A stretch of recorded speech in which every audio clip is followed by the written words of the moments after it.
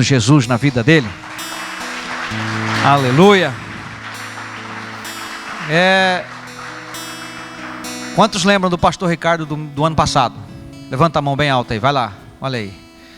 Ele só voltou porque é um homem de aliança, é um homem de Deus, e é um homem com quem eu quero andar, é um homem que Deus vai usar. Amém? Que a tua expectativa nessa noite esteja naquilo que Deus vai fazer através da vida dele. Amém, queridos? A partir de agora, até sábado à noite, depois você me devolve. A igreja é sua. Aleluia. Boa noite, queridos. Graça e paz, amém? Bom estar aqui com vocês novamente, né? Ano passado viemos quando? Qual foi a época que nós viemos ano passado? Eu sei que foi ano passado. Agosto? Outubro? Foi no outubro, no aniversário dele. Verdade. Foi no dia do aniversário dele. Foi. Tive um putz, não foi? Menos de um ano nós estamos aqui de volta, né? Muito bom quando nós podemos voltar no lugar e dar continuidade naquilo que o Senhor começou a fazer, amém? Eu tenho dito que o cristianismo não é um aglomerado de regras, mas é um conjunto de princípios, amém? O cristianismo não é um aglomerado de regras. Viver em Deus não é viver em regras. Porém, à medida que você vai caminhando com o Senhor, você vai descobrindo que são princípios após princípios. E nós começamos a viver na plenitude do Senhor quando nós descobrimos, começamos a praticar esses princípios. A palavra ignorância, ela significa trevas. A palavra conhecimento significa luz. Nós andamos em trevas quando nós não conhecemos um assunto. E Deus, queridos, Deus, Ele não deixa de ser Deus pelo que você não conhece. Mas à medida que você conhece uma área, por exemplo, o dia que você tem uma revelação acerca de finanças, aquilo é resolvido na tua vida.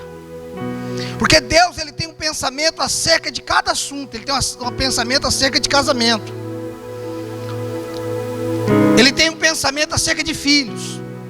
Ele tem um pensamento acerca de ser um homem cheio do Espírito. E quando eu entendo isso, eu entro nessa verdade. Escute o que eu vou te falar agora. Deus não tem mais nada para fazer. O que Deus tinha que fazer, Ele fez. O que vai acontecer agora é se manifestar o que Ele já fez. Jesus não deixou uma obra mal acabada. Ele não é um mau construtor. Ele veio e terminou. Por isso que na cruz do Calvário Ele gritou, Ele disse: Tetelestai, está acabado, está consumado. E aí Ele disse: Pai, manda me buscar. Porque céu não é lugar de refugiado. Céu é lugar de quem concluiu. Então se você quer ir logo para o céu, termine o que você veio fazer. Quando você olha Apocalipse, está dizendo: aquele que vencer sentará comigo. Aquele que vencer fará. É para quem vencer. Céu não é lugar de perdedor. E nem céu também não é lugar de pobreza, porque tem gente que quer ir para o céu por causa da rua de ouro, né? Passou tanta fome na terra, tanta guerra, viveu tanta pobreza que quer andar na rua de ouro, mas lá não tem shopping, querido. Então o ouro de lá é a glória. Você entende isso? Então eu não quero ir para o céu porque tem rua de ouro. Podia ser na favela. Você não vai para o céu pelo que tem, você vai para o céu por quem está lá. Então nosso foco não é o que tem no céu, é aquele que vive lá. E outro ponto: céu não é um lugar, céu é uma pessoa. Nosso inferno é um lugar onde Deus não está, mesmo quando esse lugar é bom. E o nosso céu pode ser na cova, na casa de Potifar, na masmorra e lá no palácio. Você está entendendo? Nosso céu pode ser na cova dos leões. Se Deus tiver, qualquer lugar vira céu. Então bom não é o lugar, bom é a companhia. Você entende isso? Nunca saia do lugar onde Deus está, e nunca fique no lugar onde Ele não esteja, independente se esse lugar é bom ou ruim. Às vezes nós temos uma fé romantizada, né? Eu gosto muito de falar sobre isso. Esses dias eu postei algo no no meu fanpage, um rapaz entrou lá e discutiu comigo, né? Falei que nós não estamos aqui para ser felizes, nós estamos aqui para cumprir um propósito. E ele falou para mim: eu discordo da sua opinião. Eu deixei lá, porque se eu tiver um fanpage para todo mundo só falar a favor, eu também não quero. Mas um dia eu vou escrever um livro sobre felicidade e propósito. A tua felicidade está em fazer aquilo que você nasceu para fazer. Quem casa para ser feliz nunca é feliz, querido, porque está buscando felicidade em outro. Ou você casa feliz, ou você vai fazer o outro infeliz pro resto da vida. Para de procurar mulher para te fazer feliz, homem para te fazer feliz. Cristo nos basta. Ele é suficiente para nós. Deus não une pessoas, Deus une propósito. Sentimento deve acompanhar propósito, porque quem casa por beleza, o dia que a mulher ficar feia, ele larga. Quem casou pelo topete do marido, quando ele ficar careca. Quem casou pelo recurso que tinha, quando acabar o recurso. Porque quem casa pelo que tem, quando aquilo que tem acaba, acabou o casamento. Mas quem casa pelo propósito, só acaba quando morre. Porque o propósito dura toda a vida. O teu propósito dura enquanto você viver. Amém? Então, queridos, felicidade está. Sabe qual é a maior felicidade de um passarinho? É voar. A maior felicidade de um peixe é nadar. É por isso que você nunca viu um passarinho deprimido. Já encontrou algum passarinho tomando remédio para depressão? Você já encontrou algum passarinho parado numa árvore de causa natural? Ele não voa. Nasci, não sei voar. Ele nasceu para aquilo. Voar faz parte da natureza dele. Você já viu algum peixe fora da água dizendo: eu tenho medo de nadar? Alguém me ensina a nadar, eu morro afogado, eu não tenho um fôlego tão bom. A felicidade do peixe está em nadar. É por isso que quando Deus quer planta, Ele fala com a terra. Quando Ele quer peixe, Ele fala com a água. E quando Ele quer você, Ele fala com Ele mesmo. Entendeu isso? Quando Ele quer peixe, Ele fala com a água. E se o peixe sair da água, morre. Quando Ele quer planta, Ele fala com a terra. E se tirar a planta da terra. E quando Ele quer você, Ele diz: façamos o homem a nossa imagem e semelhança. A vida do peixe está na água, a vida da planta está na terra, e a nossa vida está em Deus. E aí nós estamos buscando esse prazer e essa vida em tantas outras coisas. A droga é uma busca por Deus. O sexo desenfreado é uma busca por Deus. E drogas e mais drogas e mais drogas e mais drogas. Por quê? Por um êxtase maior. Em busca de algo. Próximo casamento, a próxima esposa, o próximo marido, a próxima namorada. Porque eu estou buscando no outro o que está me faltando. Você não vai achar em ninguém o que te falta. Porque casamento não é troca. Ou pelo menos casamento não é cobrança. É troca daquilo que eu tenho de sobra, não daquilo que me falta. Você está entendendo? Eu casei para você me fazer feliz. Você está enrolado, querido, para fazer essa mulher feliz. Você vai ver o tanto que ela dá trabalho. Porque mulher é um financiamento que você compra, ele só termina de pagar quando morre.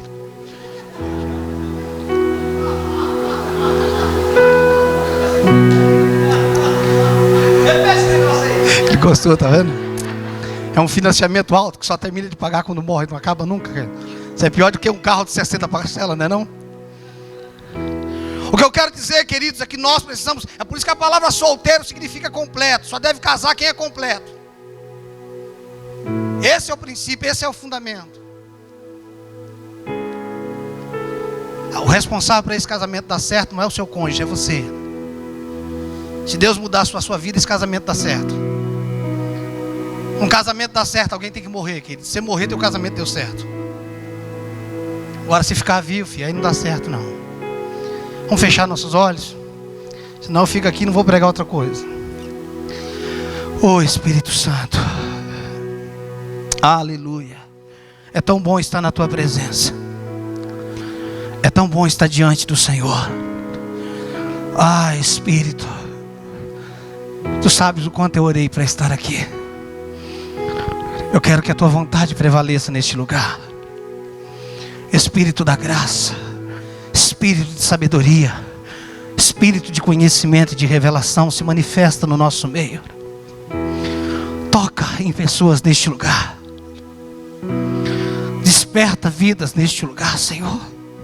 Nós não queremos apenas palavras informativas. Nós queremos, Senhor, destravamentos. Nós queremos despertamentos, Senhor. Nós não queremos apenas 3 dias de boas mensagens. Nós queremos verdade, Senhor, que vai nos tirar de um lugar. Espírito Santo, vem nos ensinar a verdade. Espírito Santo, toca nas nossas vidas. Queremos ouvir a Tua voz. Tu és o nosso amigo. Eu te amo, Espírito Santo, meu intercessor. Convence-nos da justiça, convence-nos do pecado, do juízo. Libera sinais e prodígios nesses dias aqui. Libera curas e milagres nesses dias aqui, Senhor. Que a Tua presença possa inundar toda essa casa, como foi inundado o templo de Salomão, Senhor. Que a glória do Senhor caia sobre nós, como caiu na casa de Cornélio, onde eles não podiam ficar, Senhor, em pé. Espírito Santo, Tu és a pessoa mais importante neste lugar. Tu és especial. Nós reverenciamos a Tua presença, ó Espírito Santo. Shekarabassora mamaye karabasu.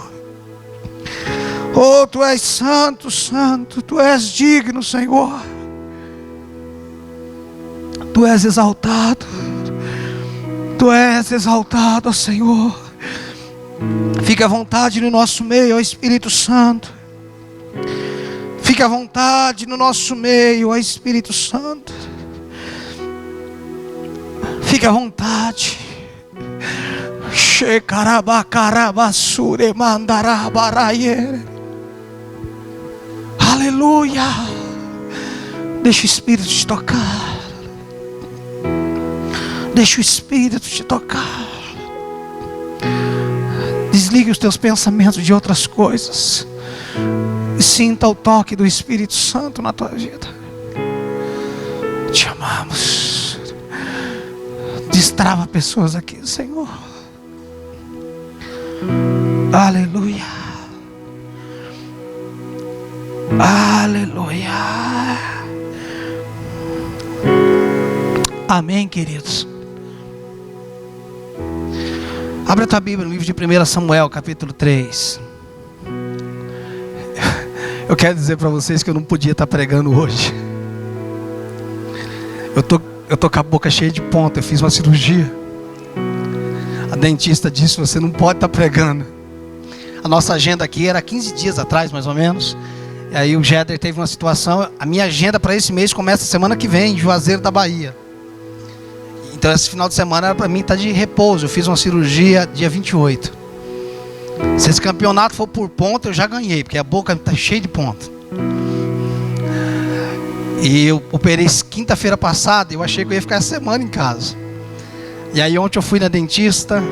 Anteontem ela falou: teve pontos que já abriu. Ela foi lá e deu mais ponto.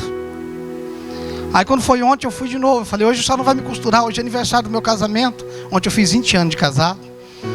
E eu fui lá, eu falei: só não vai me dar mais ponto hoje não. Ela falou: seus pontos estão abrindo. Eu falei: vou viajar amanhã. Ela falou: vê se você não fala. Eu falei: impossível. Fala devagar. Eu falei: é difícil. Ela falou: fala o seguinte, vai viajar, prega e volta na segunda para mim te costurar de novo. Eu falei: combinado, segunda-feira de manhã eu tô aqui. Eu tive que tirar, fiz um enxerto ósseo, tirei o osso de um lugar e coloquei no outro. Dói demais, gente. Ninguém faça isso não, tá? 1 Samuel capítulo 3. Eu quero começando a ensinar nessa noite sobre o papel da paternidade. Qual é o papel da paternidade? Né? Qual é o dever de um pai espiritual? O que nós devemos ensinar para os nossos filhos? Né? Eu creio em 3 dimensões de paternidade. Se eu me lembro bem, na outra vez que eu estive aqui eu falei sobre isso. Se eu não estiver equivocado. A paternidade espiritual, a paternidade biológica e a paternidade ministerial. A gente fala de paternidade espiritual, mas quando fala de paternidade espiritual, estamos falando de pai da nossa alma. Porque o pai do nosso espírito é Deus. Nosso espírito veio de Deus e volta para Deus. O nosso pai biológico são os pais que nos geraram fisicamente. O nosso pai espiritual, que é o pai da nossa alma, é alguém que Deus estabelece, levanta, para nos ensinar a caminhar em Deus. Mas como é que ele é pai espiritual se é pai da alma? Porque a nossa alma, antes do pecado, ela era sujeita ao Espírito. Ela vivia de acordo com o Espírito. E quando o Espírito morreu, quando o Espírito se separou, a alma se tornou independente. Então, no processo de vida no Espírito, nós precisamos edificar o nosso espírito através do processo da oração em línguas. Nós precisamos renovar a nossa mente através da palavra e através de uma paternidade. E nós precisamos mortificar a nossa carne, que aí entra o jejum. Esses 3 pontos são fundamentais. Então eu entendo, queridos, que o espírito trabalha por dentro. Porque o espírito do homem é o mais interior. O Watchmani define o homem interior de 2 formas: homem mais interior, homem exterior, homem interior, homem exterior, e o homem mais exterior, que seria a carne. Então, o Espírito trabalha numa dimensão que ninguém pode tocar, nenhum pastor pode tocar no teu espírito, mas ele pode te ajudar na sua alma. Existem lugares na sua vida, porque o teu espírito é como o santo do santo, ninguém entra lá, só é você e Deus. O teu corpo é o átrio, lugar do sacrifício. A tua alma é o santo. Você lembra o que é que tinha no santo? O candelabro, os pães da propiciação, não é isso? Quantas vezes se entrava ali no santo? Vocês lembram, não? Não, todos os dias. No santo dos santos, só uma vez por ano, o sumo sacerdote. Só que o sacerdote entrava todos os dias aonde? No santo, para manter a lâmpada acesa, para trocar os pães. Sim ou não? No altar, no átrio, fala da pia de bronze, lugar do sacrifício. Então existe um lugar, queridos, que eu posso entrar, ou que alguém levantado por Deus pode entrar. Todos os dias pode entrar na tua alma. Então o papel de uma paternidade é te ajudar a pensar corretamente, te alinhando com a palavra. Eu vou te mostrar isso agora. Mas no teu espírito, quem tem que edificar é você. Você está entendendo isso? Eu costumo falar que coisas fáceis qualquer um faz. Coisas difíceis líderes fazem. E coisas impossíveis só Deus faz. Entendeu isso? Coisas fáceis qualquer um faz. Se você está começando a resolver coisas difíceis, é porque você está se tornando um líder. E se as pessoas estão querendo que você resolva coisa difícil, é que em algum momento você falou que era Deus.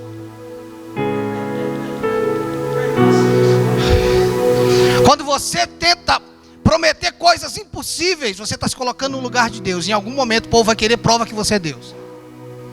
Lembra o que é que falaram para Jesus? Quando ele estava na cruz? Tu não és.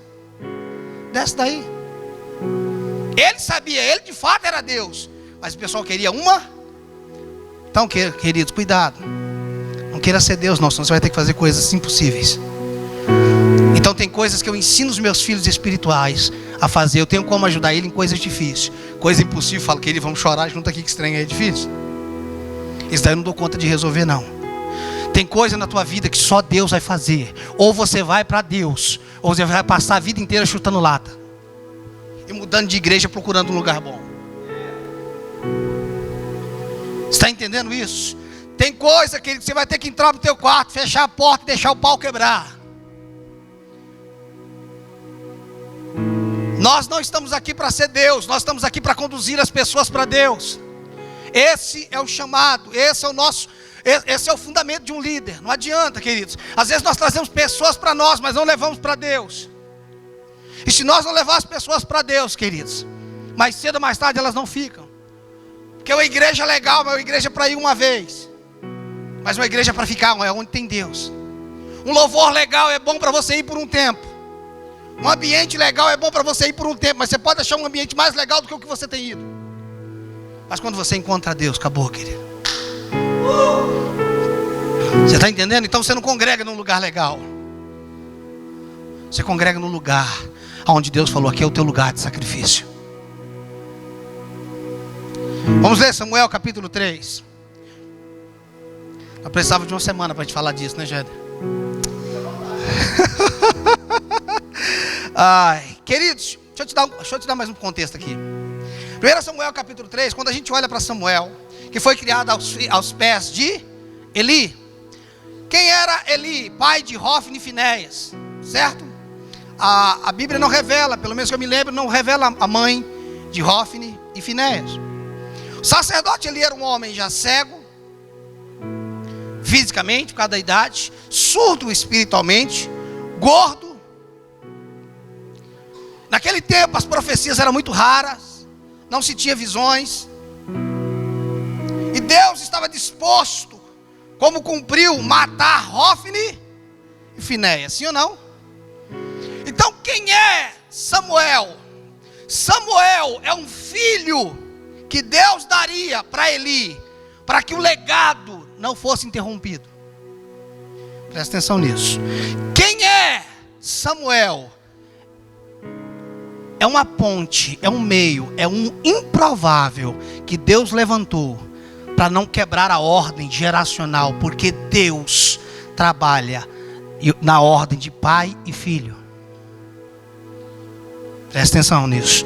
Deus trabalha na ordem de pai e filho. Deus nunca quis líderes, Deus sempre quis filhos. Liderança surge aonde falta paternidade. Eu não estou falando sobre exercício de liderança, porque exercício de liderança tem em toda a Bíblia. O que não tem na Bíblia é a palavra líder. Se você quiser pode anotar. A palavra líder não existe na Bíblia. Depois você pode pesquisar.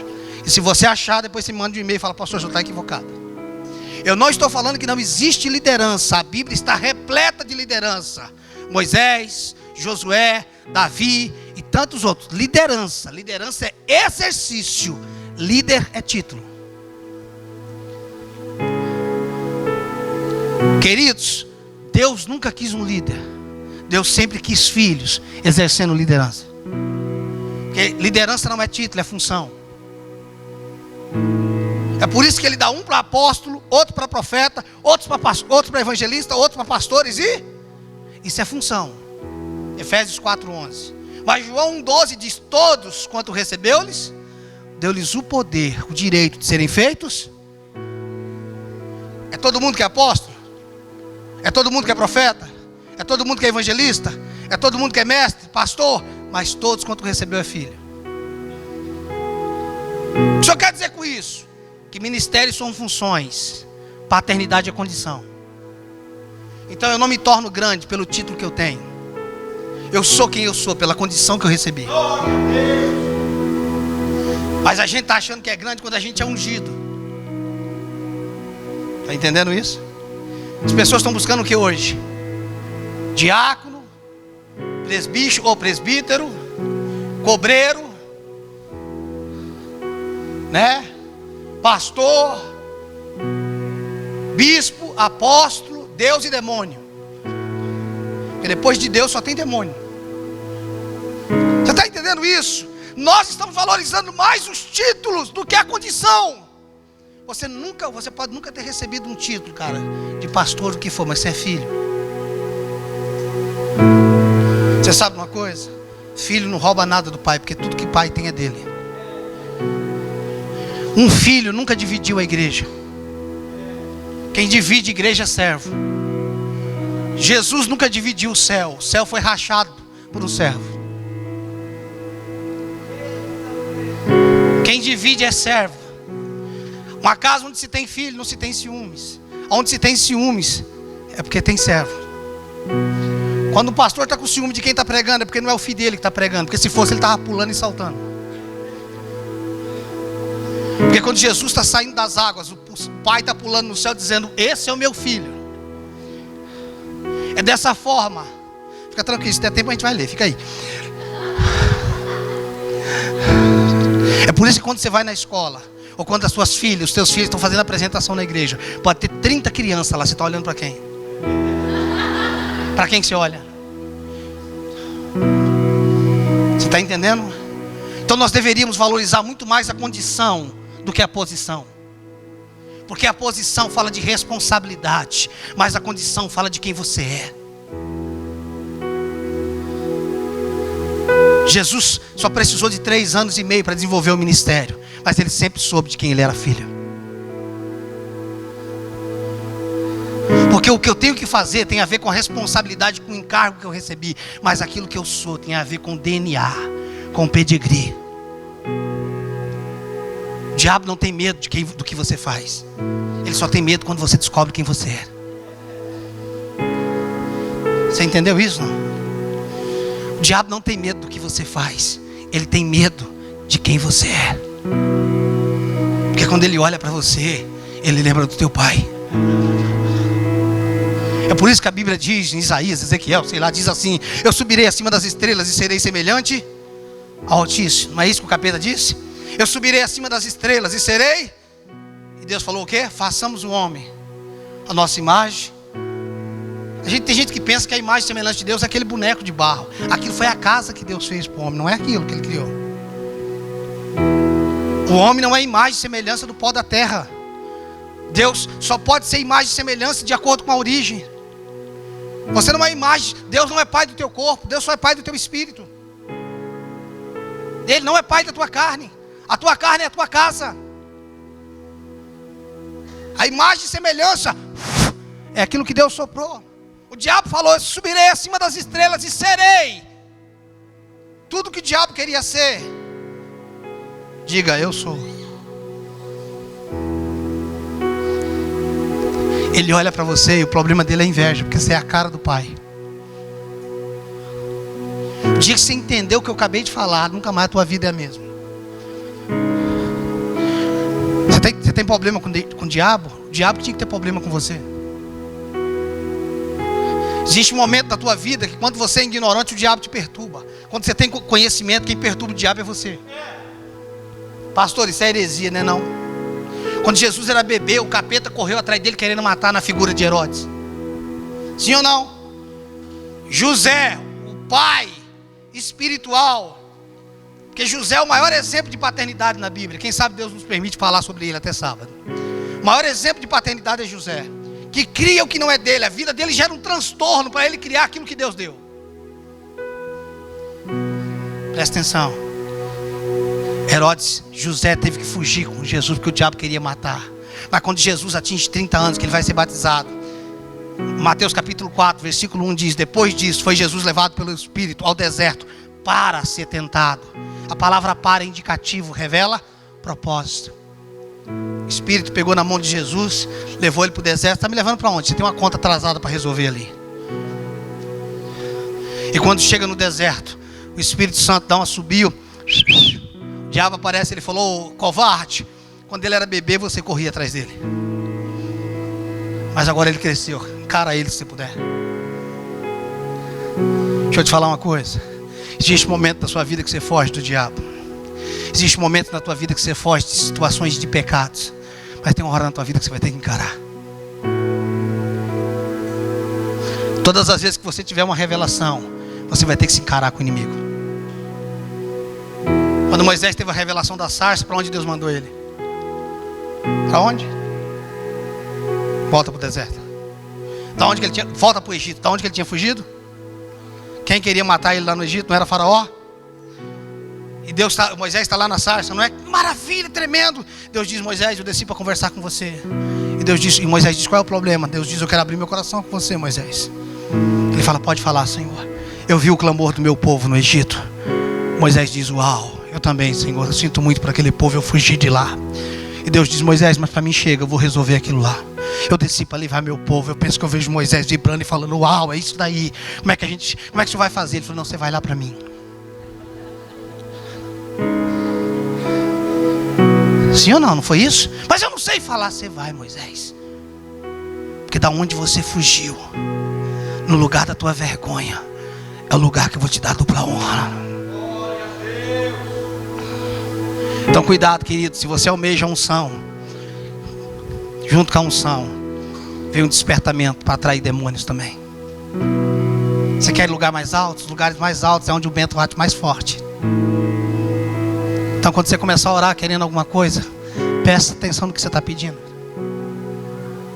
Lembra quando Jesus está perguntando, fazendo feedback de que o povo estava dizendo quem ele era? Lembra disso? Senhor, Jesus disse para os discípulos: o que o povo está falando que eu sou? Ah, diz que é um profeta, diz que você é isso, não é isso? E vocês, o que é que diz? Agora eu quero o feedback da minha equipe. O que é que vocês acham que eu sou? O que é que Pedro fez? Tu és o Filho de Deus. Jesus falou: não, Pedro, não, isso daí é revelação. Isso daí não é você não, isso é revelação. No mesmo capítulo, sabe o que diz? Jesus falou: gente, deixa eu explicar uma coisa para vocês. Eu vou ser preso, Pedro chama Jesus, não é? Vem cá, acaba com esse negócio, que conversa é essa? O que é que Jesus falou para ele?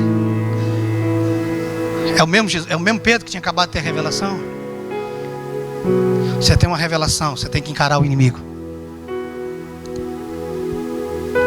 A gente precisa entender isso. Então quem é Samuel? Samuel é alguém improvável que Deus está levantando, mas que não tinha nada a ver com a linhagem do sacerdote ali. Mas Deus tentou interromper ou impedir aquilo que só aconteceria no capítulo 8 de 1 Samuel. Capítulo 3, vamos ler a partir do verso 1. O jovem Samuel servia ao Senhor perante... Isso é muito importante. Ele servia o Senhor não porque ele conhecia, ele servia o Senhor por tabela. Isso é o começo de uma caminhada cristã, queridos. Eu gostaria que o espírito que fosse liberado, Deus tem total liberdade, mas eu gostaria que o espírito que fosse liberado aqui fosse um espírito de ensino e não somente de pregação nesses dias. Porque a ideia nesses dias é ensinar esses valores, esses princípios. Nós entendermos isso.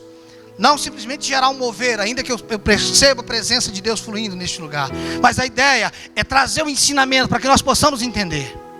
Então, o jovem Samuel servia ao Senhor perante Eli. Ele não conhecia Deus, mas ele servia ao Senhor por intermédio. Naquele tempo, ou melhor, naqueles dias, a palavra do Senhor era muito rara. As visões não eram frequentes. Presta atenção. Certo dia, presta atenção nesse texto. Certo dia, estando deitado no lugar costumado, o sacerdote ali estava deitado no lugar de costume. A nossa vida cristã, ela nunca pode ser um negócio estático. A nossa vida cristã precisa ser uma vida dinâmica. Deixa eu repetir isso para você. A vida cristã não pode ser estática, ela precisa ser dinâmica. Não é uma vida de regra, queridos. Você não pode se acostumar com a presença. O sacerdote ali estava deitado como no lugar de costume. Ele se acostumou a deitar no lugar. Nosso problema é quando nós nos acostumamos a viver uma vida cristã. É quando nós nos acostumamos a frequentar uma igreja. Quando o nosso coração não queima mais. Quando nós não temos paixão. Esses dias de manhã minha esposa falou para mim: agora você está orando dormindo? Falei: quando é que eu estava dormindo? Ela falou: eu acordei de madrugada, você estava na cama orando. Falei: não, quem estava dormindo era você. Eu estava de joelho do lado da cama orando. Ela achou que eu estava dormindo e orando, mas ela estava dormindo e me viu a voz orando. Eu acordei, só rolei na cama e caí de joelho do lado da cama. Queridos, eu vou dizer uma coisa para você. Eu tenho um trem dentro de mim, cara. Eu tenho uma paixão dentro de mim que não tem nada que me controla. Quase que eu falei para dentista: me faz um pastor Hello Kitty, que não tem boca, como é que eu vou pregar o prego? Esses dias eu estava falando com o Luiz Hermínio, ele estava fora do país. Ele falou: cara, eu estou cansado demais. Eu falei: até te dar um microfone, né? Ele falou: vejo que você é profeta. Quando você tem uma paixão, quando o teu coração queima, quando o teu coração está incendiado, não tem nada que segura você, cara. Eu não consigo me acostumar. Ontem eu estava falando para a igreja, falando do Espírito Santo, ontem na nossa igreja. Eu comecei a chorar, a minha maior alegria, quando meus olhos, quando eu passo muitos dias sem chorar, eu quero pôr o dedo no olho para ver se sai lágrima, mas eu não consigo ficar sem chorar. Porque a minha alegria é chorar na presença do Senhor. Servindo ao Senhor desde os 14 anos, os meus olhos ainda não secaram. Eu ainda amo a presença dEle. Eu ainda amo o toque dEle. Eu não me acostumei. Eu não estou deitado num lugar costumeiro. Ele ainda me deixa encabulado. Não há nada que eu amo mais na minha vida do que a presença dEle. Não há nada melhor.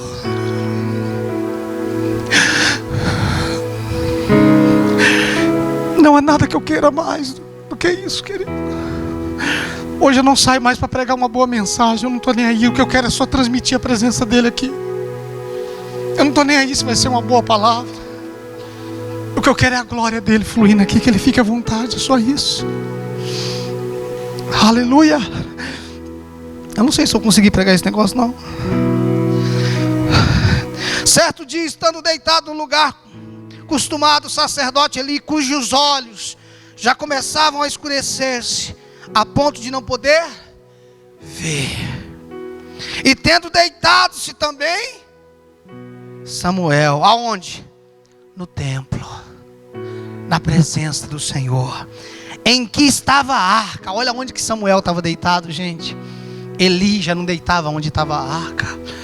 Ele estava deitado no lugar de costume, mas Samuel, um menino novo, está deitado no templo do Senhor, em que estava a arca, antes que a lâmpada de Deus se apagasse. O Senhor chamou o menino. Essa é a geração que Deus está chamando, cara. Tem uma velharia que está caindo por terra.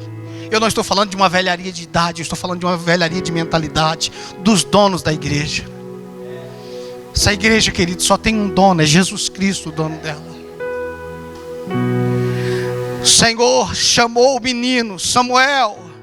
Samuel, este respondeu: eis-me aqui. Deixa eu ver isso mesmo. O Senhor chamou o menino Samuel. Não, eu estou lendo o texto errado, gente. É isso? É isso mesmo? Deixa eu ver o que eu estou.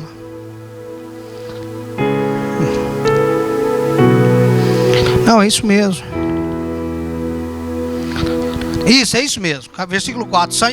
O Senhor chamou o menino Samuel. Samuel, esse que respondeu: eis-me aqui. Correu a Eli e disse: eis-me aqui, pois tu me chamaste. Por quê, queridos? Lembra que o versículo 1 do capítulo 3 diz: ele servia ao Senhor perante Eli. Então para Samuel, a voz de Deus era a voz. Para Samuel, a voz de Deus era a voz. Quando você olha para a igreja de Atos, a igreja vivia na doutrina de quem? Dos apóstolos. Eles eram tidos como a voz de Deus. Presta atenção nisso. Ele não conhecia. Quem chega, que eles não conhecem a Deus. Se tem gente que está velha e ainda não conhece Deus, você imagina os novos. Tem gente que não conhece Deus. Tem gente que está há anos na igreja, nunca ouviu a voz de Deus.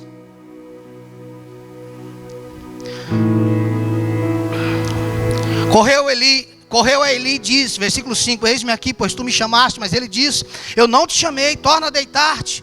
Ele se foi e se deitou. Verso 6: tornou o Senhor a chamar Samuel. Este se levantou e foi a Eli e disse: eis-me aqui, pois tu me chamaste. Mas ele disse: eu não te chamei, meu filho, torna a deitar-te. Porém Samuel ainda não conhecia o Senhor, está vendo? E ainda não lhe tinha sido manifesta a palavra do Senhor. Ele estava servindo, está assim de gente dentro da igreja, servindo ao Senhor através de alguém. É comum, a princípio é comum você servir ao Senhor por tabela, por intermédio. Mas não é comum você passar anos servindo ao Senhor através de alguém. Eu não estou falando de dependência, eu não estou falando também de independência, eu estou falando de interdependência. Você não foi chamado para ser dependente de ninguém, mas você também não foi chamado para ser independente de ninguém. Os nossos filhos, quando nascem, eles são totalmente dependentes. E quando eles crescem, eles não se tornam independentes, eles se tornam interdependentes. Então a independência não é de Deus, mas a dependência também não. E aí nós vamos entender o processo na vida de Samuel. Porém Samuel ainda não conhecia o Senhor, e ainda não lhe tinha sido manifestada a palavra do Senhor. O Senhor, pois, tornou a chamar a Samuel a terceira vez. E ele se levantou e foi aonde, gente? Ele foi até Eli. Eis-me aqui, pois tu me chamaste. Então entendeu Eli que era o Senhor quem chamava. Gente, Samuel já tinha ido uma vez, ele já tinha ido duas, acordar o velhinho. Você está me chamando? Terceira vez, ele falou: vou voltar lá de novo. Mas esse camarada tinha um temor tão grande na voz de Eli, que ele volta lá pela terceira vez. O Samuel só tinha como referência a voz do pai espiritual, ao qual ele estava sendo criado.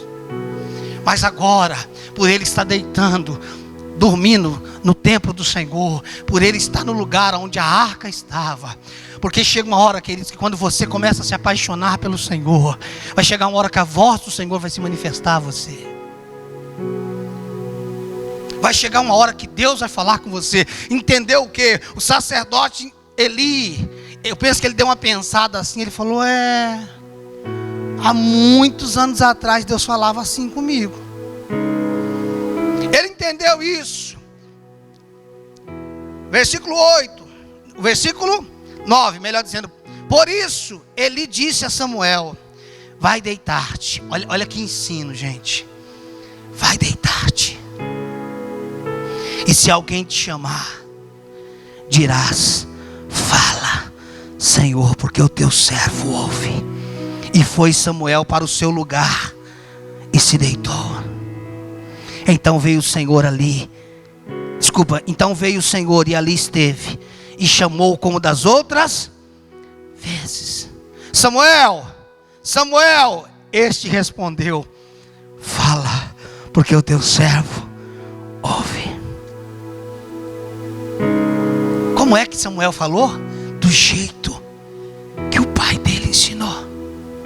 Até então ele não sabia quem era que estava chamando ele. Ele tinha identificação de uma voz, de uma liderança. Presta atenção. Eli era um homem totalmente desviado. Ele tinha a plataforma, mas ele não tinha mais a unção.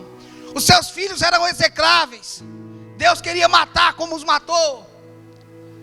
Deus estava punindo o sacerdote Eli, mas estava dando filho para ele, porque Eli iria morrer juntamente com os filhos, ou pelo menos no mesmo dia.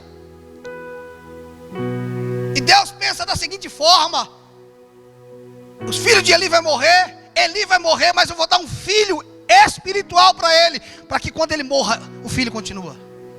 Os filhos biológicos deles não andam no caminho. Os filhos de Eli se desviaram tanto quanto o pai, mas eu vou dar um filho diferente para ele.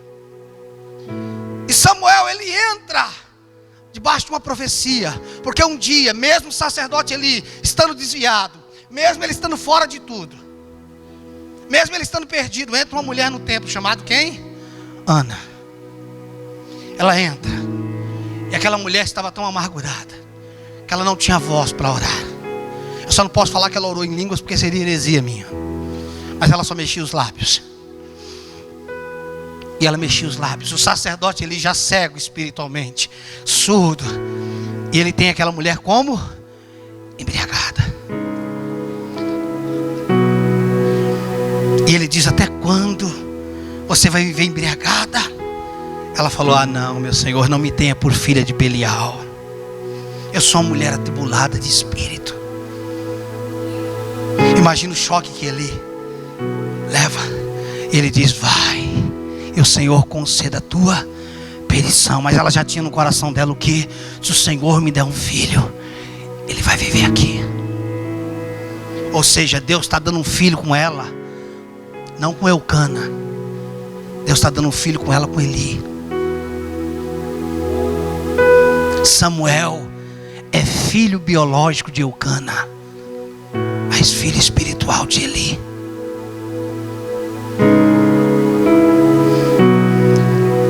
E o menino nasce.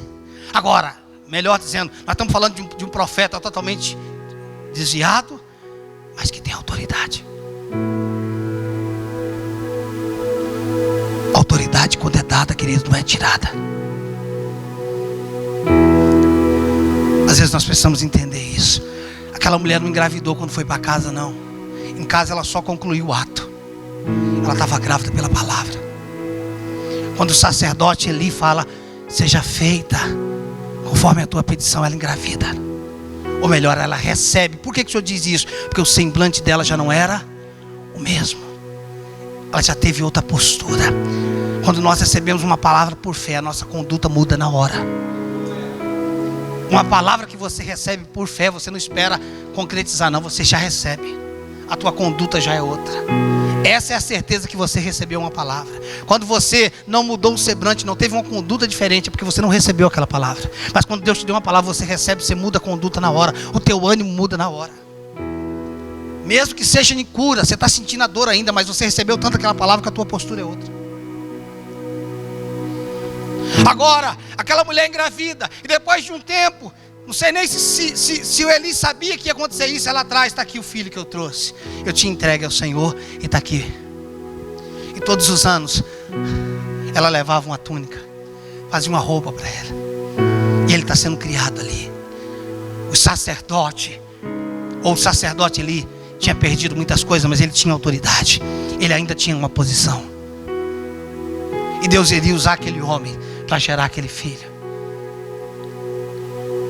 E agora, Deus, depois de Samuel desenvolver, depois de Samuel conhecer o Senhor através de Eli, ou pelo menos ter uma referência, o que é que Deus está fazendo? Agora Deus vai se manifestar a Samuel. Agora Ele quer lidar com você. Queridos, o pastor Heber me ensinou alguma coisa alguns anos atrás. O pastor Heber me ensinou que tem coisa que só Deus vai falar com você, e tem coisa que só homens vai falar com você. Tem coisa que nunca ninguém vai falar para você, só Deus poderia falar. Existe coisas que Deus nunca vai falar para você, Ele só vai falar através de alguém. Entender isso, porque tem pessoas que se tornam dependentes de homens, e tem pessoas que se tornam independentes de homens. Os dois estão errados, porque Deus levantou autoridades, e nós temos que entender e respeitar isso. E muitas pessoas não fluem no ministério porque não se submete a ninguém. Você pode ter o dom que você tiver, se você não tiver alguém, queridos, para te parar, você não vai para lugar nenhum. Porque quando alguém pensa em fazer um motor potente, precisa pensar num freio para parar aquele motor. Você está entendendo isso? Agora, ele está se relacionando. Ele foi criado com um homem que tinha várias reprovações de Deus, mas aquele homem tinha autoridade. E agora Deus está falando com ele, mas ele não consegue identificar a voz. E ele vai até o profeta, até o sacerdote. E o sacerdote entende que Deus está falando com ele. E se nós continuarmos lendo o texto, você vai ver que Deus começa a contar para Samuel o que ele vai fazer. E quando, no versículo 15, eu quero ler, capítulo 3, versículo 15. Ficou Samuel deitado até pela manhã, e então abriu as portas da casa do Senhor. Porém o que, gente? Temia relatar a Eli a visão. Que é isso, gente? Deus tinha destrinchado a vida de Eli, a vida dos filhos de Eli para Samuel. Mas Samuel acorda, eu acho que ele nem dormiu aquela noite. Quando ele acorda para abrir o templo, ele fala: como é que eu vou falar isso para aquele homem? Ele temia. Deus falou comigo, mas eu ainda continuo te respeitando. Deus falou comigo, mas você ainda é maior que eu. Porque às vezes nós corremos esse risco. Nós éramos dependentes, e quando a gente começa a ter revelação, e muita gente que começa a orar em línguas entra nesse engano. Agora eu estou ouvindo Deus, agora eu não ouço mais ninguém. Não, Deus nunca vai te dar algo para você se rebelar contra alguém, porque Deus não cria rebelião. Você entende isso? Chamou Eli a Samuel e disse: Samuel, meu filho. O que ele respondeu? Da mesma forma que ele responde para Deus, ele continua respondendo como ele respondia para Eli antes de ouvir a voz de Deus. Antes, quando Eli chamava ele dizia: eis-me aqui. Depois que Deus fala com ele, quando Eli chamasse ele poderia dizer: o que você quer? Você está pensando o quê? Deus contou as podridão sua para mim? Não. Ele já temia. Antes de Samuel chamar, ele já tinha temor. Quando Samuel chama ele, quando Eli chama ele, ele chama como de antigamente: eis-me aqui. Deus falou comigo, mas eu sou o mesmo. Você tem que saber a tua hora, querido. Eu tinha tanta coisa para te falar hoje, cara. Posso abrir um parênteses? Primeira vez, Saul está querendo matar Davi, certo? Davi já sabia que o Senhor tinha rejeitado ele, não já sabia? Deus já tinha rejeitado. Davi expulsou o capeta de Saul quantas vezes, gente? Sim ou não? Você imagina ter que ficar expulsando o capeta do teu líder? Você está entendendo? Você está entendendo o quadro que eu estou falando? Você precisa imaginar o quadro. E o cara entra na caverna, fica escondido. Saul entrou lá, presta atenção. Saul entrou lá para aliviar o ventre, certo? Davi sai bem quietinho. Sim ou não? Não é isso? Bem quietinho, com a tesoura. E o que é que um dos chefes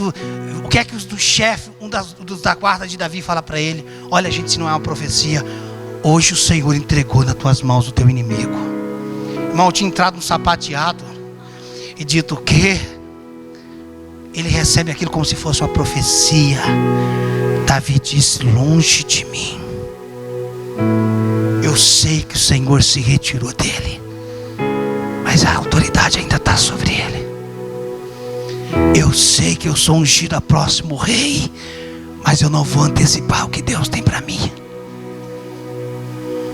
Eu não vou conseguir o que Deus me prometeu por força. Ele sai dali.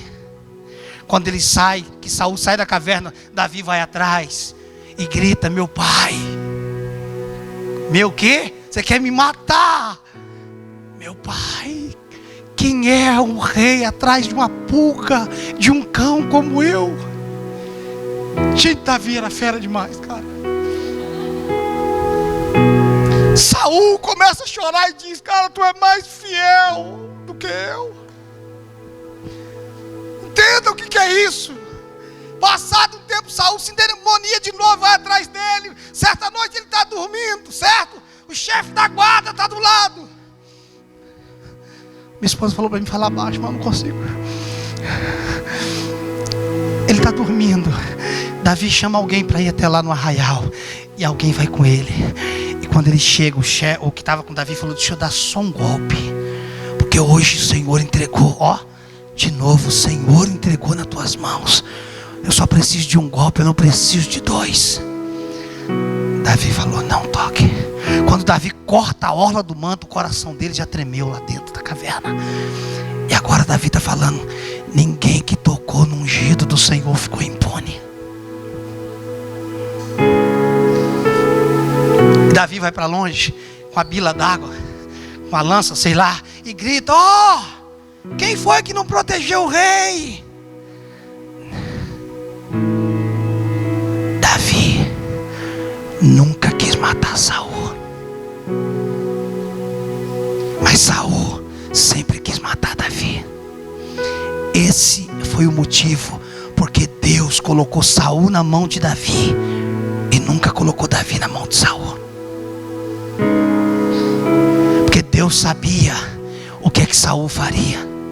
O que Deus queria era saber se Davi faria a mesma coisa. Porque Saul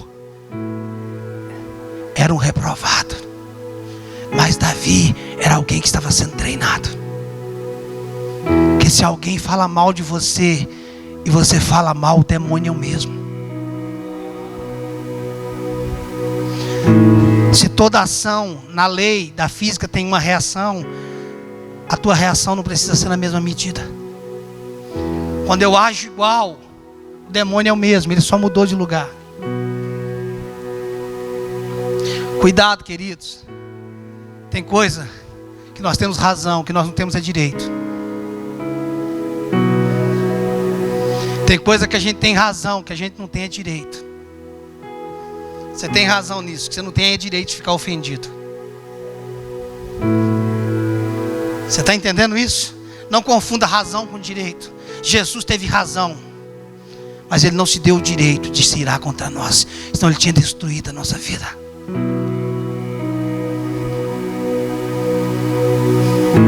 Não confunda utilidade com dignidade. Utilidade é uma coisa, dignidade é outra. O que é utilidade? É bacia do banheiro. Aquilo é útil, não é digno. Já viu alguém dando de presente de casamento bacia de banheiro? Trouxe uma bacia de banheiro num laço vermelho para o seu casamento. Você já viu alguém? Já viu isso em alguma coisa de presente, lista de presentes? Mas você já imaginou com uma casa sem bacia de banheiro? Já não? Dá para ter uma casa sem uma bacia de banheiro? Mas aquilo é útil? É digno ou não? O capeta um dia, sabe por que ele virou capeta? Porque ele era útil e achou que era digno. Ei, não se esqueça, você só é útil. Você não é digno não. Digno só é Ele.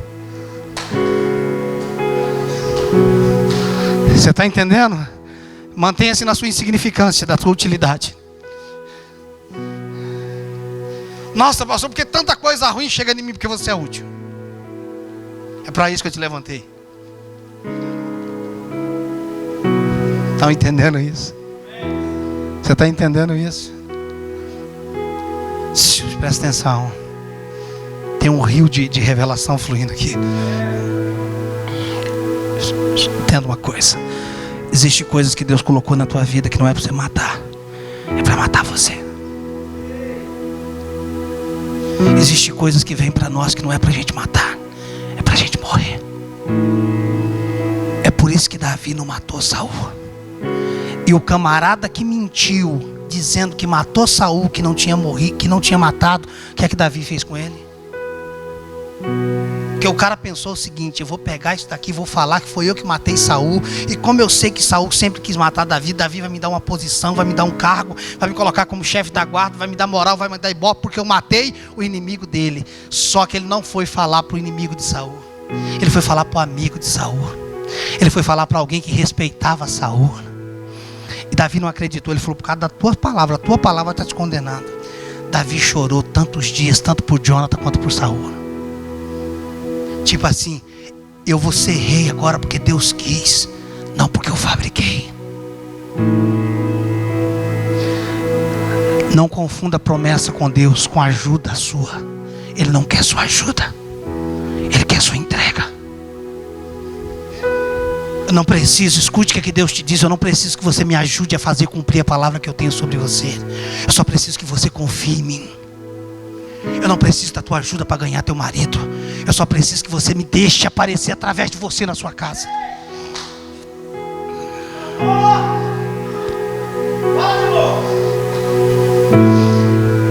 Ele não precisa da sua ajuda para ganhar seu marido.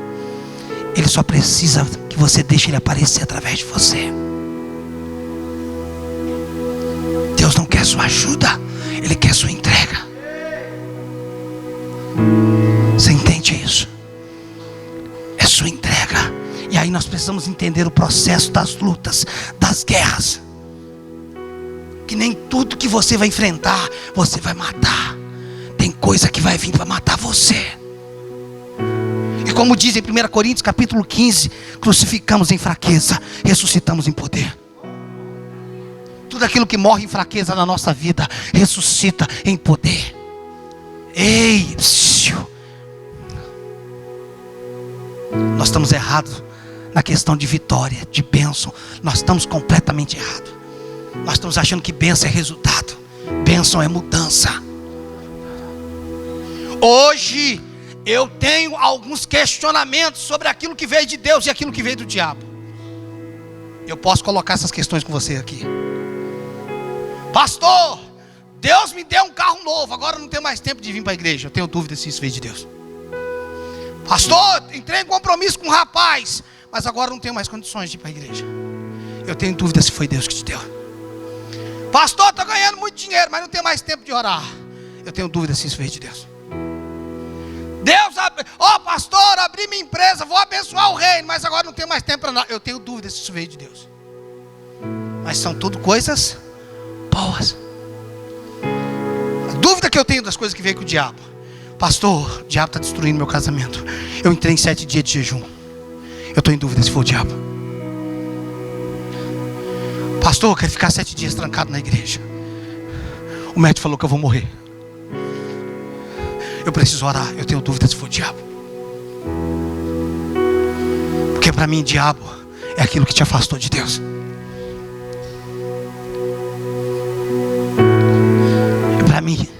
Para mim, o diabo foi aquilo que te fez afastar de Deus. E de Deus foi aquilo que te fez aproximar dele. Mesmo quando aquilo era horrível, era ruim. Porque se a gente precisa de uma circunstância para se aprofundar em Deus, pode esperar que ela virá. A gente não gosta de ouvir essas mensagens, ela não é boa. Você está entendendo isso? Aprenda a viver em Deus em todo e qualquer tempo. Aprenda a viver em Deus em todo e qualquer tempo. Aprenda a ser intenso.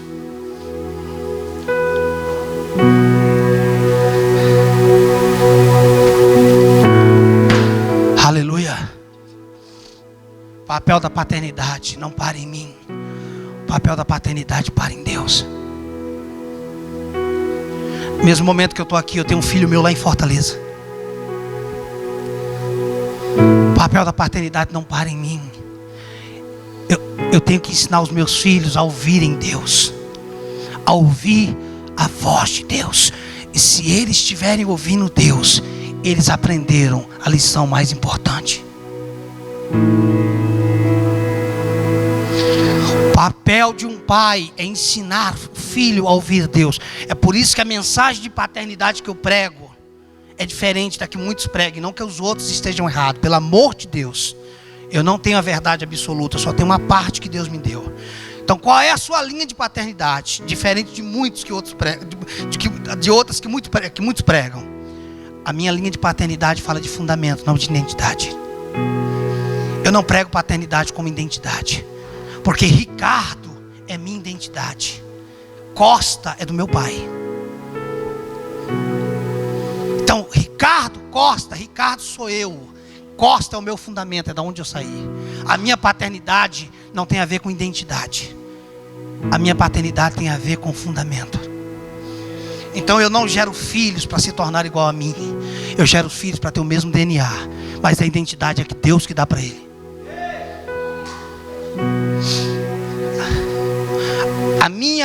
O meu papel na paternidade não é dar identidade.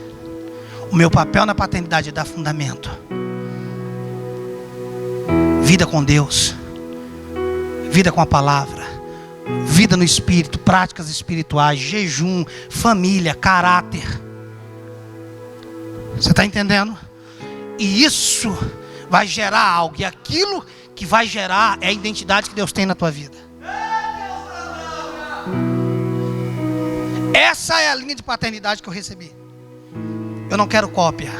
Ninguém merece 2 Ricardo, só um me basta. E aí, queridos, nós estamos, essa é a linha. Eu amo a linha do discipulado. E na nossa igreja eu vivo muito discipulado. Mas discipulado, queridos, não pode roubar a identidade. É por isso que os pastores têm 2 filhos, são iguais? De jeito nenhum. Lá em casa é igual porque só tem uma. Você está entendendo isso? Eu não sei quem você vai ser. A paternidade, queridos, ela não trabalha com sim. Ela trabalha muito mais com não. Sabe o que eu falo para meus filhos espirituais? Você vai encontrar muita gente para te elogiar, mas só encontrou a mim para te criticar. Deixa comigo. Você está entendendo isso? Presta atenção. Presta atenção. Semente, morte, vida, crescimento, maturidade, fruto, identidade. Você é uma semente. Para a vida ser liberada, você tem morrer. Quando você morre, a vida é liberada. Você cresce. Quando você cresce, você amadurece. Depois que você amadurece, porque uma árvore só frutifica quando ela E o fruto daquela árvore não é resultado. O fruto daquela árvore é identidade.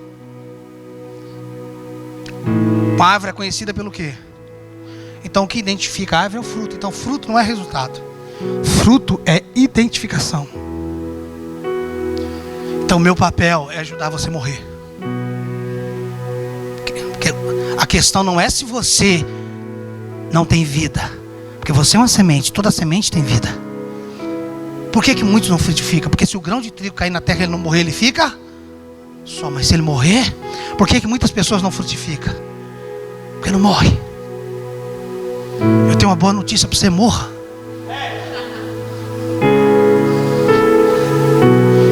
Você está entendendo? A nossa briga é para não morrer, queridos. Todo mundo, eu não entendo essa geração. Todo mundo quer ir para o céu, mas ninguém quer morrer. Gente, a gente vai em velório com uma pessoa que tem 90 e poucos anos. Nossa, morreu tão novo. Eu fico pensando qual que é a idade para morrer. Gente, eu não aguento velório, de verdade, eu não aguento. 90 e pouco foi tão cedo, né? Falei, depende. Se for irmão de Matusalém que morreu com 969, foi bem cedo. Né? A conversa de velório é chata demais, tá tão calmo. Eu nunca vi um defunto nervoso, gente. Parece que tá dormindo, não, tá fazendo de conta. Olha para ele. Mexe que você vai ver que ele vai falar com você. Você vê, parece que está sorrindo. Alguém contou uma piada, ele está disfarçando. Conversa de velório, gente. Parece que está dormindo, não, está fazendo de conta. Pode mexer que ele acorda. A nossa briga é para não morrer, queridos. Mas a vida está na morte. A tua vida está na morte. É por isso que tem coisa que você não vai matar. Tem coisa que vai matar você. Amém. Vamos parar? Escute, quando vier uma situação sobre você, pergunte para Deus: é para me matar ou morrer? Se você for para morrer, se entrega logo. É por isso que Jesus assustou os soldados que vieram prender ele quando ele estava no monte. Porque Jesus estava lá no monte, tinha acabado de orar, depois de ter orado 3 vezes, chamou os discípulos e falou: gente, vocês estão dormindo ainda? Vamos, o traidor se aproxima. Não é assim? Jesus fica lá assim, olhando para o relógio. Quando a galera chega, ele fala: pois não, gente, quem é que vocês estão procurando? Não está escrito lá em João isso que eu estou falando? Está em João. Quem que vocês estão procurando? Ele falou: Jesus. Ele falou: sou eu. Um olha para o outro e falou: quantos anos a gente trabalha nesse negócio aqui? Nunca ninguém ficou assim esperando. Aí fica parado. Jesus falou: gente, eu estou perguntando para vocês quem é que vocês estão querendo. Não, Jesus, já falei para vocês, sou eu. Vamos logo. Um deles caiu, não foi? Pedro puxa a espada, quer cortar a orelha para Jesus. Falou: Pedro, uma vez de cada de morrer, agora é minha. Segura a onda, Pedro. Jesus fala para a galera: vamos, gente. Jesus nunca foi vítima de nada. Ele nunca quis que você fosse vítima de nada. Os céus não estão com dó de você. Quando ele chega perante Pilatos, não é? Pela segunda vez, se não me engano, Pilatos: você não fala nada, você não sabe que eu tenho poder para te falar, para te soltar. Ele falou: você não teria poder nenhum se meu pai não tivesse te dado. Coitado, não dá dó dele, gente. João capítulo 10 diz: a minha vida ninguém a tira. Ah não, gente, a morte entrou em depressão esse dia.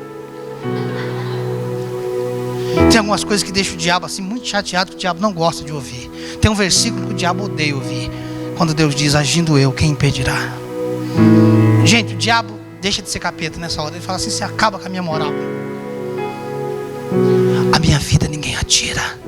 Um homem e uma mulher que descobriram o propósito é imortal até cumprir o que veio fazer. Um homem e uma mulher que descobriram o propósito é imortal. Só morre antecipado quem é ignorante ao propósito.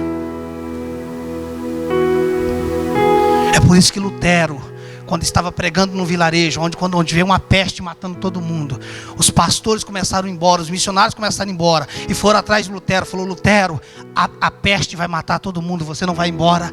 E Lutero respondeu: Deus que me mandou para cá ainda não me mandou embora. Mas isso é quem descobriu, quem entendeu. Quando você, é aí que está a importância de você morre.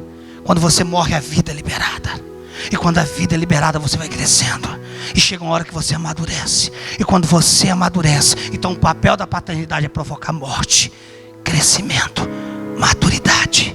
E quando o fruto sair, aí o pai diz: esse aqui eu sei o que ele é. Eu não dou nome, eu só reconheço o nome. Não dou nome, porque nome é identidade. Estou falando ministerialmente, eu reconheço os nomes bíblicos que os pais davam. João Batista recebeu o nome porque ele tinha o nome de João Batista na família. Foi Deus que falou para Zacarias: o nome dele vai ser João.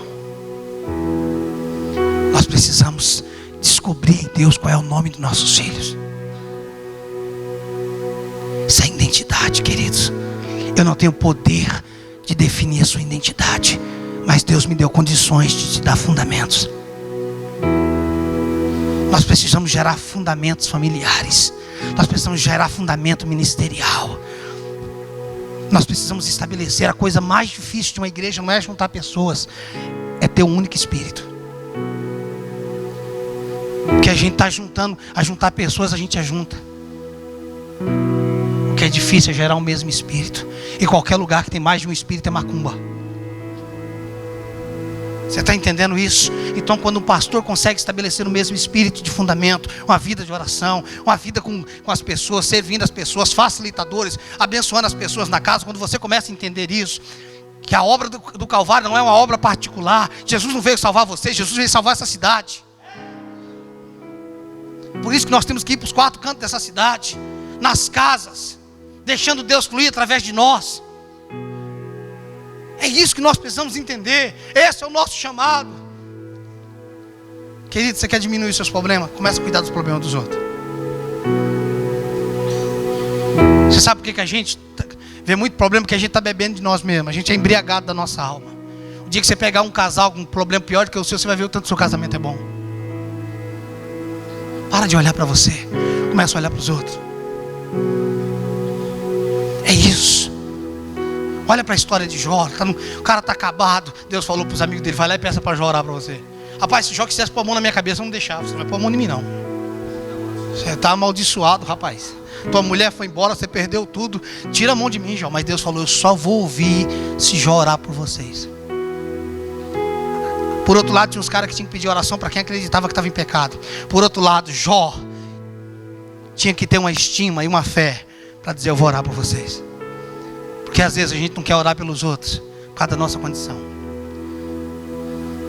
Você não faz pelos outros pela sua condição. Você faz pelos outros na condição do Senhor. Como é que eu vou orar pelos outros se eu estou enfermo? Não, mas não é você que vai curar o outro, é Jesus. Vai curar o outro, vai curar você. Se fosse no teu nome, não oraria não. Como é que eu posso orar pela finança dos outros se eu estou arrebentado financeiramente? Quem vai prosperar o outro é Deus, não você. Então para de andar na tua condição e começa a andar na condição do Senhor. É isso que nós precisamos entender. Para de buscar condição em si. A tua condição é a condição do Senhor, mas não é a tua condição em si mesmo. Eu não estou pronto para ir. O dia que você estiver pronto, você está reprovado. Eu não tenho condições de fazer. O dia que você tiver, você não tem condições. Porque Deus não está chamando quem tem condições, Deus só está chamando quem não tem. Essa é a geração dos improváveis. É por isso que entra Samuel. Porque Samuel não tem a ver, ele não tem família, ele não tem pedigree. É por isso que vem Davi. Davi não vem de uma família real.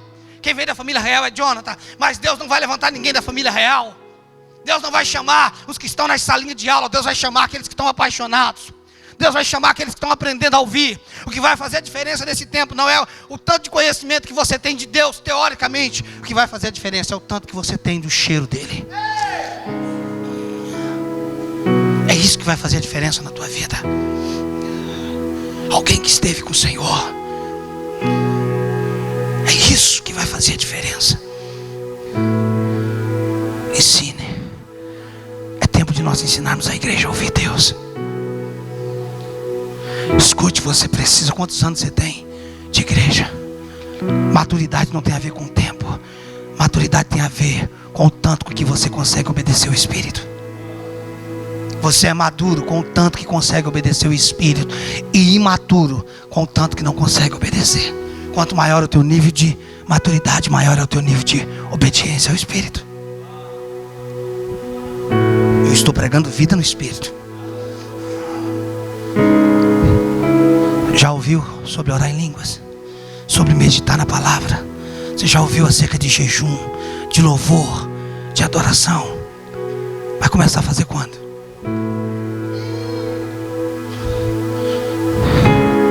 O pastor Heber está vindo aí em agosto. Ele tinha que vir, querido, só para colocar mais lenha, mas o fogo já precisava estar aceso. Para de andar no tranco, meu irmão. Hoje à noite eu comecei dizendo: a vida cristã não é um amontoado de regras, não é um aglomerado de regras, mas é um conjunto de princípios. Eu preciso entender paternidade, mas eu preciso entender vida no Espírito. Eu preciso entender sobre oração em línguas, mas eu preciso entender acerca do jejum. São práticas, são coisas que vão fazer você crescer. Durante anos da minha vida eu estudei para ser inteligente. Eu estou falando ministerialmente. Eu achava que Deus usava os preparados, e eu descobri que Ele não usa os preparados, Ele só usa os despreparados que se entregaram a Ele. Deus só usa os fracos, porque o poder dele se aperfeiçoa na fraqueza. Oração não é para quem é forte, oração para quem é fraco. Quem é forte não ora. Por isso não precisa de Deus. Tem coragem de sair de manhã com o peito aberto, sem orar. Mas quando você vai para a Coreia do Sul, para a igreja do David Jong-Soo, onde os canhões da Coreia do Norte estão apontados constantemente, e lá a oração é questão de vida ou morte. Eles não saem de casa sem orar 1h30 ou 2 horas antes. Então, se eles têm que sair às 6 da manhã de casa, eles acordam às 4 para orar. Sabe quando é que a gente vai orar? Quando a gente vê que é fraco. Porque enquanto a gente continuar forte, a gente não ora. Um dos heróis da fé dizia: nunca faça nada sem orar. Mas um dia, se um dia você tiver que fazer algo que não dê tempo de orar, ore antes. Oração é fôlego de vida. Deus trabalha com aquilo que nós damos para Ele.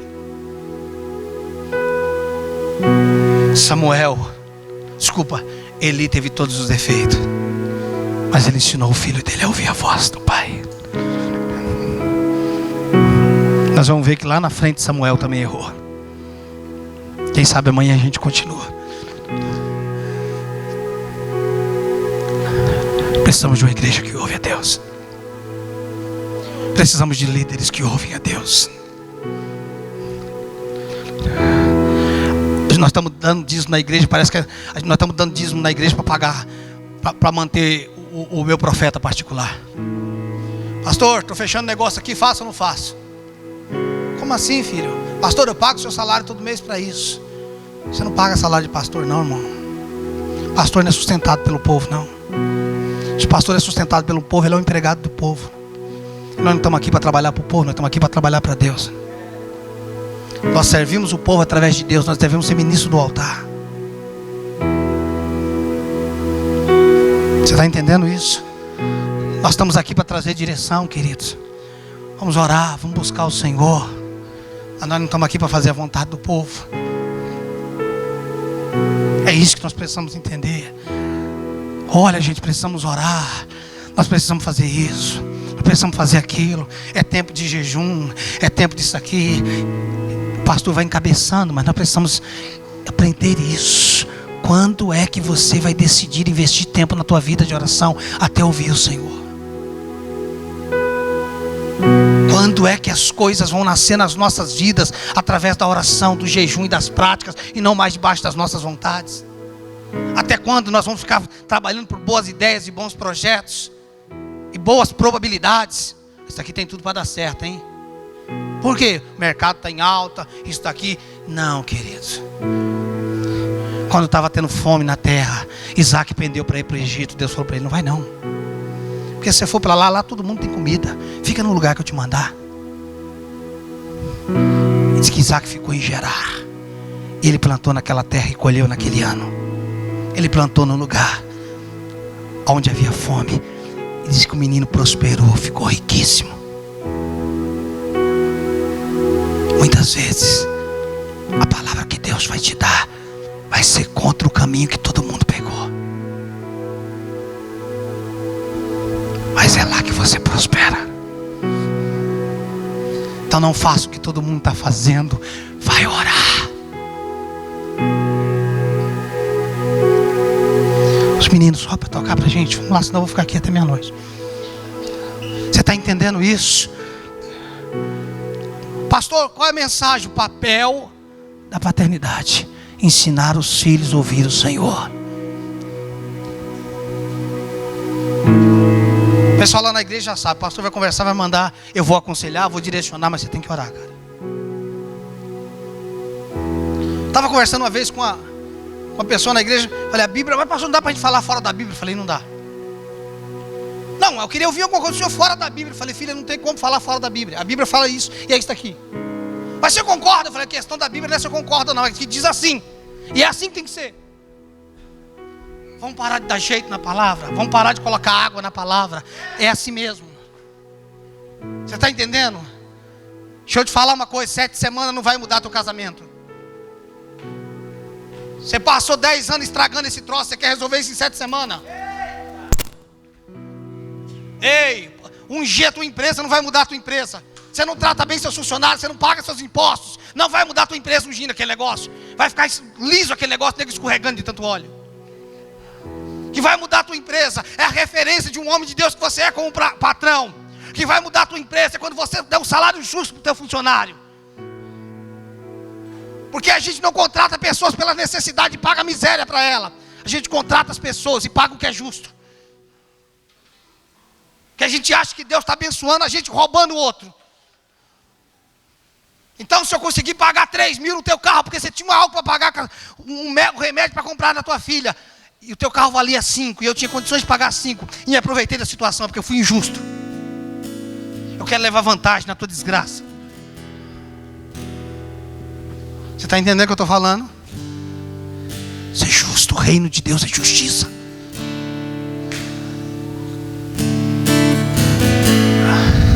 É por isso que a gente quer martelinho para bater nos caixas eletrônicos. Tem que ter uma martelada na cabeça. Pagando martelinho, R$1.000 para bater no caixa eletrônico. Deus agora vai roubar o dono do banco para dar dinheiro para a gente. Agora tem na internet nego derramando vassoura em cima dos púlpitos e ungindo as vassouras. R$1.000 as vassouras. Eu falei: essa vassoura voa. Minha esposa perguntou por quê. Eu falei: quero dar um de presente para sua mãe. Sabe, queridos, eu fico pensando como é que o povo pode cair num negócio desse, pagar R$1.000 uma vassoura. Sabe por quê? Porque nós queremos comprar com dinheiro aquilo que nós não compramos no joelho. Nós somos uma geração fast food. Nós queremos coisa rápida. Nós queremos o evangelho 25 de março, onde nós vamos com pouco e voltamos com muito. Deixa eu te falar, o evangelho vai custar tudo de você. Vai custar o quê, pastor? Tudo, minha vida, meu tempo, meus anos, meu dinheiro, meu carro, meus negócios. Ele vai custar tudo de você. É essa mensagem que você veio ouvir aqui hoje. Eu estou pegando leve porque minha boca está costurada.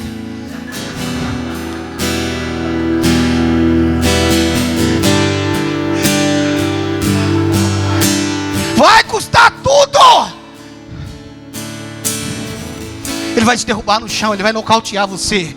E você vai ver. Você vai ver que vai chegar uma hora da sua vida que nada mais tem valor sem ele, cara. E eu vou dizer uma coisa aqui agora. Alguns de vocês já têm ouvido algumas coisas sobre Deus, mas você tem dúvida. Deus está falando com você nesses dias. Mas eu estava em dúvida se era isso. Deus está falando coisas para você que vai mudar todo o curso da sua vida.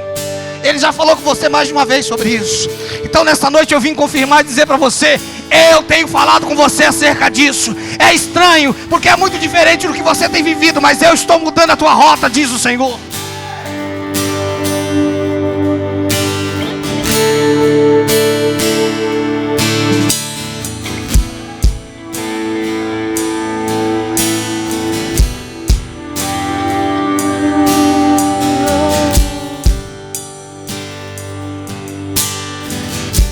Coloque de pé, querido. Seja tudo em mim, seja tudo em mim, seja tudo em mim, Jesus. Seja tudo em mim. Feche teus olhos, feche teus olhos. Seja tudo em mim, seja tudo em mim, Jesus. Seja tudo em mim, seja tudo em mim, seja tudo em mim. Se for preciso, se prostre. Seja tudo em mim, seja tudo em mim, seja tudo em mim. Feche teus olhos, se entrega ao Senhor. Jesus. Se entrega ao Senhor. Se entrega ao Senhor. Se entrega ao Senhor. Diga: eu quero ouvir a tua voz. Seja tudo em Diga pra Ele: eu quero ouvir a tua voz. Fala comigo. Seja tudo em mim, Jesus.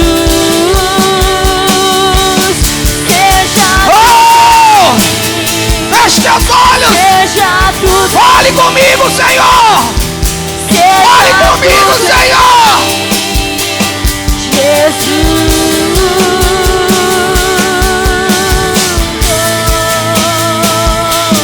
Seja tudo em mim. Seja tudo em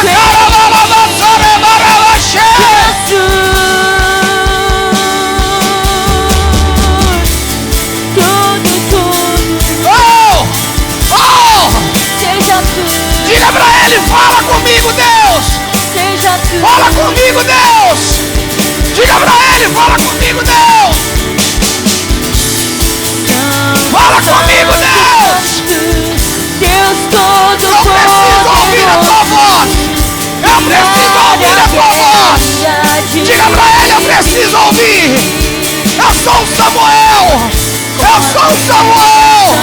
Eu canto louvores ao Rei dos Reis. És tudo para mim. E eu te adorarei.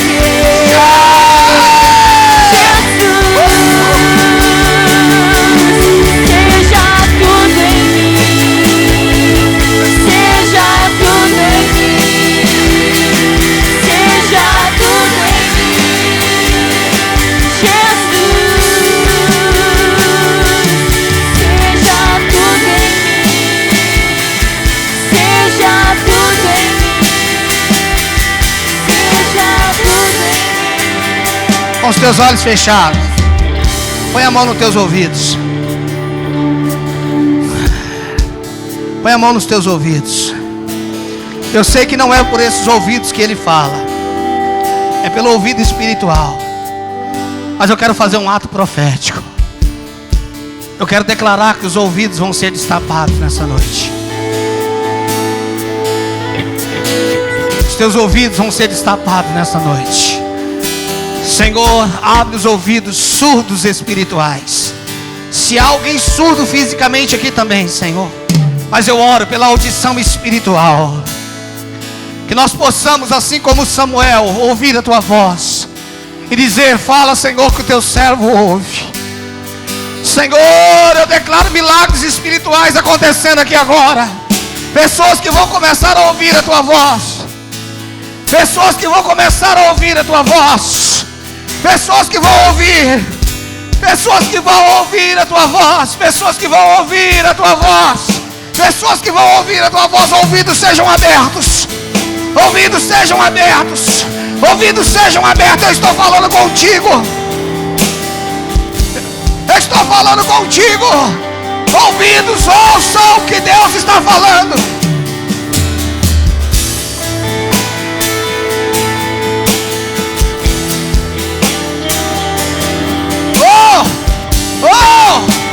Seus ouvidos estão se abrindo.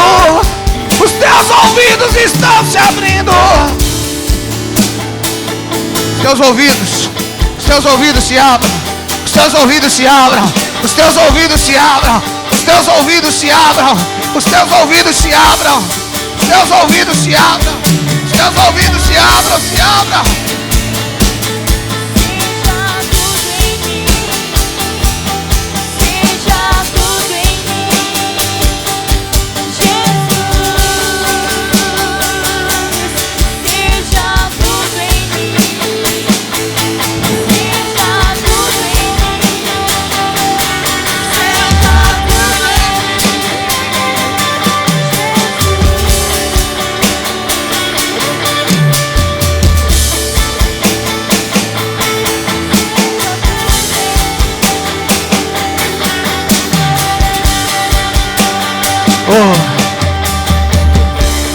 Pega a sua Bíblia comigo aí, rapidinho, já vou encerrar, já vou passar a palavra. Abre em Apocalipse, capítulo 3. Acende a luz para nós, para o pessoal ver melhor, por favor, gente. Amém. Apocalipse, capítulo 2. Rapidinho, já vou encerrar. Quando chega em Apocalipse, capítulo 2, até o capítulo 3, fala das 7 igrejas da Ásia, sim ou não? São 7 igrejas com 7 características diferentes e com 7 palavras diferentes, sim ou não? Ele não manda um assunto para todas as igrejas, ele trata a igreja de forma singular, certo? Exorta, corrige, mas ele tem uma coisa singular para todas as igrejas. Acompanhe comigo. Apocalipse 2 fala da igreja. A primeira igreja é a igreja de versículo 7. Como é que começa? O que é que diz versículo 7, parte A? Quem tem ouvidos? A segunda carta, a segunda igreja qual é? Esmirna. O que é que diz o versículo 11? Quem tem ouvidos, ouça. Qual é a terceira igreja? Pérgamo. O que é que diz o verso 17? Quem tem ouvidos? Qual é a quarta igreja? Tiatira. O que é que diz o versículo 29? Quem tem ouvidos? Qual é a quinta igreja? Sardes. O que é que diz o verso 6? Quem tem ouvidos? Qual é a sexta igreja? O que é que diz o verso 13? A sétima igreja qual é? O que é que diz o verso 22? Porque quem tem ouvidos ouça. Porque tem gente que só tem orelha, não tem ouvido. Por que ele está falando quem tem? Porque tem gente que não tem. Você já tinha prestado atenção nisso? São 7 igrejas, são palavras diferentes, mas uma recomendação para todas. Quem tem ouvidos ouça. Quem tem ouvidos ouça. Esse é o tempo dos elefantes. Já viu os elefantes da África? Orelha muito grande, pé pequeno. As orelhas são muito grandes, condição de ouvir mais, e pé pequeno para andar lento. Só anda na medida que ouve. E se não ouve, não tem por que andar. Você anda pelo que ouve. Se não ouve, não anda. Então eu não preciso de pé grande, eu preciso de orelha grande, ouvido grande e pé pequeno. Porque profeta não tem boca no céu, profeta tem boca na terra. O que ele tem no céu é o ouvido. Você está entendendo? Esse é tempo de ouvido grande e pé pequeno. Porque você não vai correr na dimensão do seu pé, você vai correr na dimensão da sua audição. Se nós terminássemos esse seminário hoje, estava feito. Porque Deus trouxe resposta para muita gente.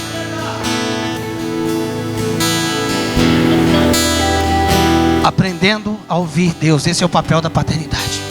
Feche teus olhos, ergue as tuas mãos ao céu, senão eu continuo pregando. Ergue as tuas mãos aos céus e diga para Ele: Senhor, eu preciso te ouvir, Senhor. Talvez você não saiba o que vai ser do seu futuro, que faculdade que você vai fazer. Não saia tentando, ouça. Talvez você não saiba se é para casar agora ou não, ouça. Talvez você não saiba se é para mudar de emprego agora ou não, ouça. Você não sabe se é para vender esse negócio agora ou não, ouça. Você está em dúvida sobre tomar uma decisão, não tome, ouça. Deus não falou, então não faça.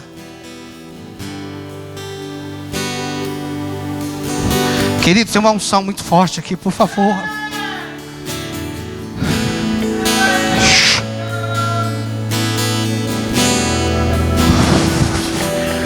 Ouça. Quem tem ouvidos, ouça o que o Espírito diz à igreja. Abre a tua boca, aumenta o volume da tua voz. Abre a tua boca, aumenta o volume da tua voz e ora em outras línguas. Aumente o volume da tua voz e ore em outras línguas.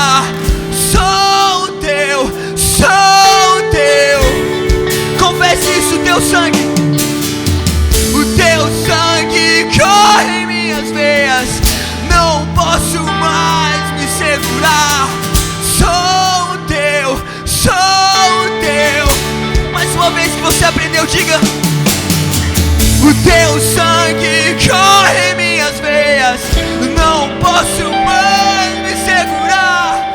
Sou teu, teu sangue, o teu sangue. Não posso mais, eu não posso.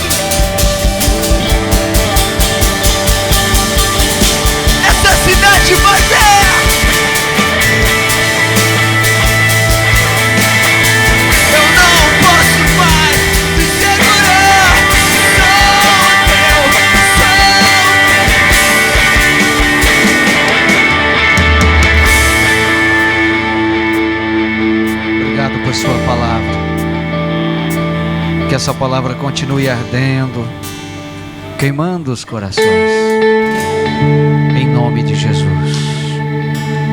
Dê o melhor aplauso ao Senhor que você puder. Agradeça ao Senhor